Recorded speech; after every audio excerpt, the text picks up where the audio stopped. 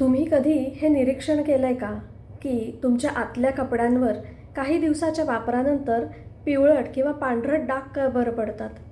ह्याचं मुख्य कारण आहे वजानल सिक्रिशन्स ॲसिडिक असणं. ह्या सिक्रिशन्समधलं ॲसिड जे आहे त्यामुळे हे कपडे ब्लीच झाल्यासारखे होतात, म्हणून ते तसे डाग पडतात.